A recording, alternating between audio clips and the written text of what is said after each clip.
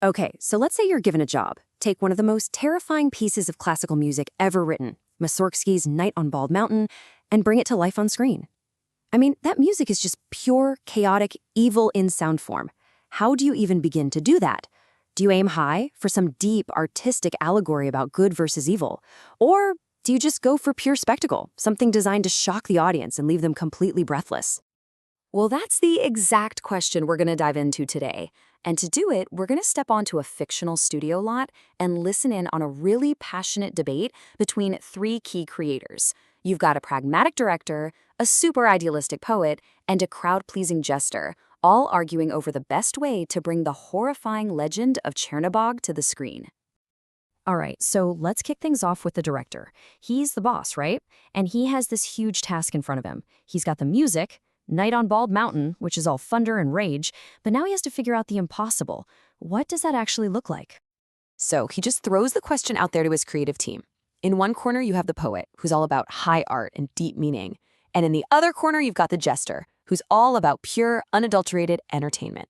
The battle for the soul of this project is officially on.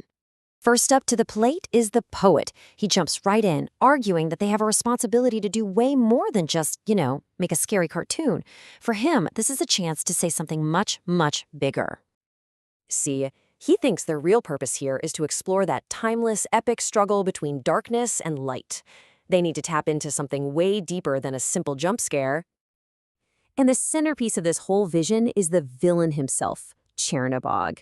The poet is adamant. This is not just some monster. No, he is a symbol of our deepest, most primal fears. He's literally the embodiment of pure, unfiltered evil. But before the poet can get too carried away with all his grand ideas, the jester strolls in, laughing. He just completely dismisses all this philosophical talk and injects a huge dose of reality into the room. He knows what people really want to see. He doesn't waste a second. He basically calls the poet's ideas totally out of touch with reality. I mean, why overthink it? For the jester, the goal is simple. Give the paying audience a thrill they will never, ever forget. And here you have it, the jester's recipe for a hit. And it is all about pure sensory overload. Forget deep meaning. He wants movement, shock, and sound.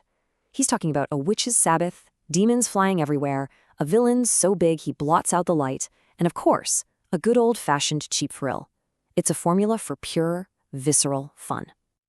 So here it is, the core conflict, laid out side by side. On one side, you have the poet's vision of primal might, this deep, meaningful piece of art.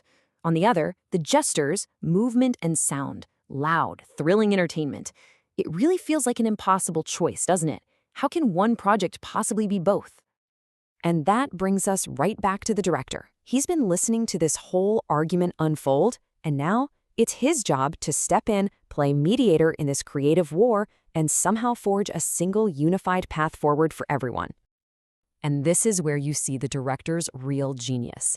He doesn't pick a side. He actually validates both of them. He totally gets the jester's point. The audience wants a spectacle. But he also agrees with the poet. It has to mean something. So his solution isn't a compromise. It's a synthesis. It's about combining both ideas. So here's his master plan. First, give the jester what he wants. Grand animation, a total visual feast. But then, make the villain universal, something everybody can fear. And to make the poet happy, ground the whole thing in mythic roots and give it a really powerful emotional arc. It's a strategy designed to hit the audience in both the gut and the heart. And this right here is the key takeaway. The director's big idea isn't about watering down both concepts to find some boring middle ground. No, it's about synthesis. It's about fusing the spectacle of commerce with the depth of art to create something way more powerful than either one could ever be on its own. So, with this unified vision locked in, the director gives his team their final marching orders. They are finally ready to bring this dark masterpiece to life. And in this one line, you can see that synthesis perfectly in action. They're gonna get their spectacular, terrifying villain, Chernabog, the Black God, just like the jester wanted. But his defeat is going to be symbolic. It'll be rooted in that powerful, allegorical theme of light conquering darkness, which is exactly what the poet was fighting for. And that final command, wow, that captures the ultimate ambition, doesn't it? The goal is no longer just to scare people for a minute or to make them think for a second. It's to create an experience so visually stunning and so emotionally powerful that it becomes unforgettable, a nightmare that actually truly lasts. Which brings us all the way back to our big question. This whole debate really forces us to ask, do we always have to choose between art and entertainment? That tension is always going to be there, for sure. But could it be that the most thrilling spectacle can also be the most profound art? The story of how Chernabog was created seems to suggest that the greatest, most enduring works are the ones that don't just find a compromise, but that defiantly shout yes to both.